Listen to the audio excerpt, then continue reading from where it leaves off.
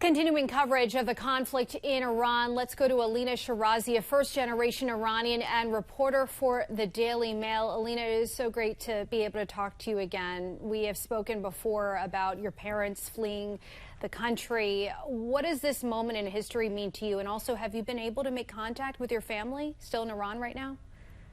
Yes, certainly, Didi. Thank you so much for having me again. I mean, it's a lot of emotions wrapped into one.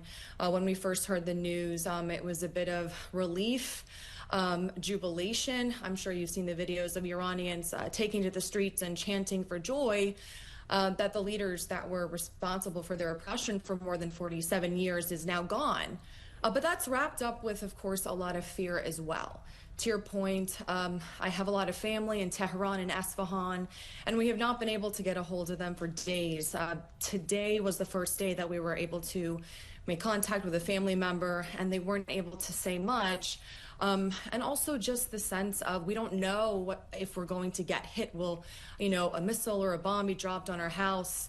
There's a lot of emotions going on in the heads of Iranians right now, and it's just been a very, very, very long past few days, certainly. And I can only imagine what you're going through right now, because the perspective that we're getting from the ground in Iran is through reports and perspectives like yours. I am curious, because I understand you have had conversations with people on the ground. What are they saying, first of all?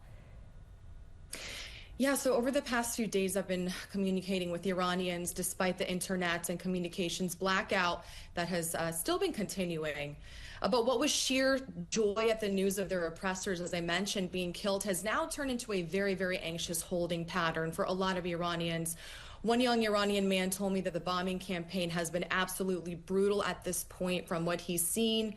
Another person in Iran told me that the IRGC military is actually now camped on the streets everywhere after having dissipated for a while. And we got videos sent to us today as well. They're carrying AK-47s, and they're threatening whoever is on the street if they seem like they are potentially protesting. But bottom line, Didi, for Iranians trapped inside of their homes right now, there is this overwhelming sense of dread that the job won't be finished, and that if the war stops suddenly and this regime in some way, shape, or form remains, that they will retaliate against the people even more violently than before. Do you anticipate Iranians, based on your conversations, to rise up against their government? What is the general sense that you get on that front? Yeah, so Trump has told Iranians that now is your chance, and this is probably the only one that you're going to get. I'm sure you've heard him say that, Didi. Most Iranians that I've spoken to, they're taking direction from President Trump and from the opposition leader, exiled Crown Prince Reza Pahlavi. But the country is still under a communications blackout, so they can't even really hear next steps to see what exactly they should do. Both Trump and Pahlavi have put out video statements encouraging people to stay inside for the time being, without really now at this point any real update or direction on what to do next.